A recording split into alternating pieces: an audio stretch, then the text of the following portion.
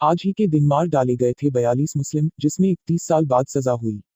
22 मई, वो तारीख जब 1987 के हाशिमपुरा नरसंहार की बात होती है। उस घटना में 42 मुस्लिमों को गोलियों से भून दिया गया था। मरने वालों को मुस्लिम इसलिए कहा जाएगा क्योंकि उन्हें मुस्लिम होने की वजह से ही मारा गया था।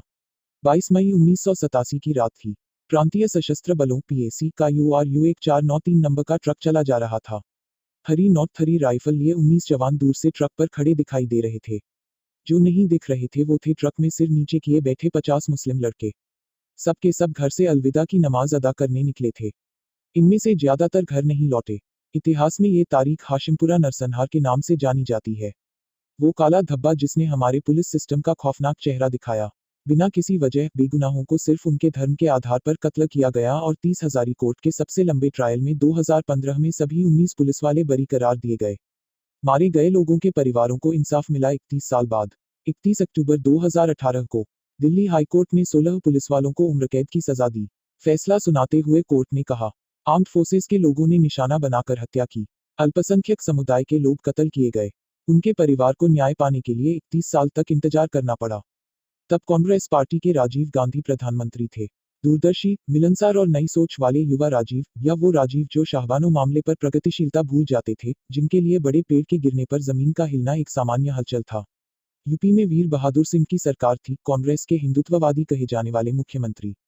1986 में राम जन्मभूमि का ताला खुल चुका था और इसी के साथ ध्रुवीकरण की सियासत का वो चेन रिएक्शन शुरू हो चुका था जिस पर चलकर आगे बाबरी विध्वंस, मुंबई बम विस्फोट, बनारस और कानपुर के दंगों जैसी घटनाएं हुई। क्या हुआ था? अप्रैल 1987 में मेरठ में दंगे हुए। पीएसी बुलाई गई, मगर माहौल शांत होने पर हटा दी गई। 19 मई को दोबारा दंगे भड़के।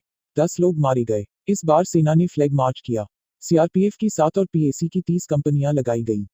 कर्फ्यू घोषित कर दिया गया। अगले दिन भीड़ ने गुलमर्ग सिनेमा हॉल को आग लगा दी। मरने वालों की गिनती 22 तक पहुंच गई और 20 मई को देखते ही गोली मारने के आदेश दे दिए गए। वो काली खौफनाक रात। पीएसी के प्लाटून कमांडर सुरिंदर पाल सिंह 19 जवानों के साथ मेरठ के हाशिमपुरा मोहल्ला पहुंचे। अलविदा की नमाज हो चुकी थी। सेना ने पहले से करीब 644 लोगों को पकड़ रखा था। इनमें से हाशिमपुरा के 150 मुसलमान नौजवान थे। इन्हें पीएसी के हवाले कर दिया गया। भीड़ में से औरतों और बच्चों को अलग कर घर भेज दिया गया। बताया जाता है कि करीब 50 लोगों को पीएसी अपने साथ ले गई। इनमें ज्यादातर दिहाड़ी मजदूर और बुनकर थे। पुलिस की पिटाई में कुछ ने दम तोड़ दिया। बाकी बचे लोग ट्रक में इस तरह से बैठे थे कि दूर से दिखाई न पड़े। ट्रक मुरादनगर के गंगा ब्रिज पर पहुंचा और 3 लोगों को गोली मारकर नहर में फेंक दिया गया। जो बाकी बचे उन्हें अपनी नियति का अंदाजा लग चुका था। सबने ऊपर वाले को याद किया और हाथापाई करने की आखिरी कोशिश की। जैसे ही भीड़ खड़ी हुई, राइफल की गोलियों ने सबको भून दिया। लाशें नहर में ठिकाने लगा दी गई। कुल 42 लोगों को मारा गया। जो बचे उन्होंने कहानी सुनाई। कुछ नहर में बहते हुए दूर निकल गए। किसी को खून से सना बेहोश देखकर मुर्दा मान लिया गया। कोई दम साधे लाशों के नीचे भी पड़ा रहा। कुल 5 लड़के जिंदा बच गए। इनमें से कमरुद्दीन को 3 गोलियां लगी थी, आंतें बाहर आ गई थी। उसी के साथ नासिर था। आगे की कहानी उसी के शब्दों में जो उसने बाद में इंडिया टुडे को सुनाई।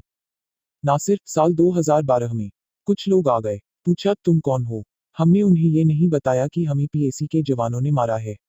हमने बताया कि स्कूटर से आ रहे थे, बदमाशों ने लूटपाट की और गोली मार दी। लेकिन वे लोग समझ गए होंगे। उन्होंने कहा, तुम यहीं ठहरो, बाबा को बुलवाता हूं कि वे पट्टी कर देंगे। पर मैं भांप गया। वह दूसरे आदमी से बोला था कि पुलिस को बुलाओ। कमरुद्दीन बोला, तू भग जा, मैं तो बचने का नहीं, मेरे चक्कर में तू भी मारा जाएगा। तब मैं वहां से भागा। वहां से भागकर पास में ही एक पेशाब घर में छुप गया। अगले दिन करीब शाम 4 बजे तक उसी में रहा। वहां से निकलकर मैंने पानी पिया। मेरी दशा ऐसी थी कि लोग मुझे पागल समझकर नजरअंदाज कर रहे होंगे। नासिर मुरादनगर में अपने किसी परिचित के यहाँ चला गया। उसके भागने और दिल्ली में तब के सांसद शहाबुद्दीन के घर पहुंचने की लंबी दास्तान है। इसके बाद युवा तुर्क कहे जाने वाले चंद्रशेखर की प्रेस कॉन्फ्रेंस में नासिर ने हाशिमपुरा की हकीकत दुनिया को बताई। हाशिमपुरा के लोगों को तो लग रहा था कि उनके अजीज लोग किसी जेल में बंद होंगे। जिंदा बचे हर शख्स के पास एक जैसी ही कहानी है। सबकी माली हालत बेहद खराब है। स्थायी रूप से विकलांग हो चुके 55 वर्षीय मोहम्मद उस्मान बताते हैं, रमजान का महीना था लेकिन मैंने उस दिन रोजा नहीं रखा था। 8 दिन से कर्फ्यू था। आटा दूध घर में कुछ भी नहीं था। कर्फ्यू लगा था, बाहर कैसे निकलते? कमर और पैर में गोली लगी थी। नहर से बाहर निकलकर बैठे थे कि रात के 2.30-3.00 बजे एक पुलिस वाला जीप लेकर आया और बोला, बेटा, पीएसी का नाम न लेना। तुझे अस्पताल ले जा रहे हैं। नाम लिया तो वहीं जहर का इंजेक्शन दे देंगे, तू 5 मिनट में खत्म हो जाएगा। बोलना कि मेरठ में बलवा हो गया था और मुझे गोली लग गई थी और किसी चीज में डालकर लाए और मुझे पानी में फेंक दिया। मैं पानी में से निकला और पुलिस ने मेरी जान बचाई। यह बयान दिया तो तेरी जान बच जाएगी। कहने की जरूरत नहीं कि उस्मान ने यही बयान दिया। वीर बहादुर सिंह। इसके बाद की सियासत। राजीव गांधी हाशिमपुरा के दौरे पर पहुंचे। वीर बहादुर सिंह से भी जवाब तलबी हुई, मगर 1988 तक वो मुख्यमंत्री बने रहे। जस्टिस राजेंद्र सच्चर आई.के. गुजराल की सदस्यता वाली जांच समिति बनी। 1994 में समिति ने अपनी रिपोर्ट फाइल की। 1 जून 1995 को 19 अधिकारियों को दोषी मानकर मुकदमा चलाया गया। और इसके बाद तारीख पे तारीख और तारीख। सत्ता जीती, इंसानियत फिर हारी। 21 मार्च 2015 दिल्ली की 30 हजारी कोर्ट ने 16 आरोपियों को बाइज्जत बरी कर दिया। 3 आरोपी इस दौरान मर गए थे।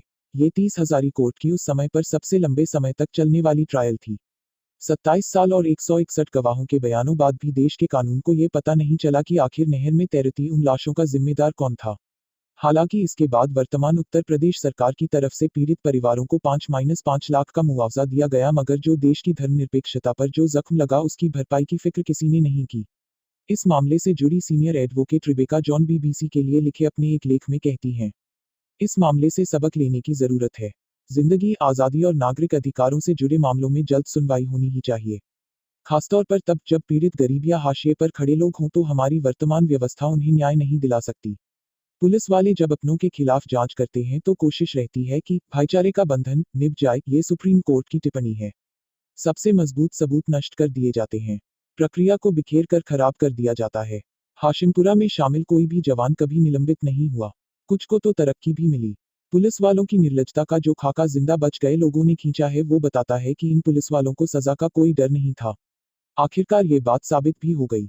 ये नरसंहार साबित करता है कि बात जब सियासी ध्रुवीकरण और उससे उपजे उन्माद को संभालने की आती हो तो सियासी पार्टियों का रुख कमोबेश